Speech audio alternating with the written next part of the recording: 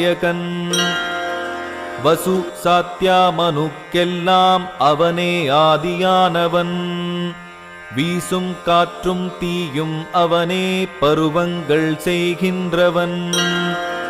ஆற்றலை அருளும் கிரணன் அதிதி மைந்தன் முதற்கோளன். கீற்றன பொன்னொளி வீசி காலை பொழுதை தருகின்றவன்.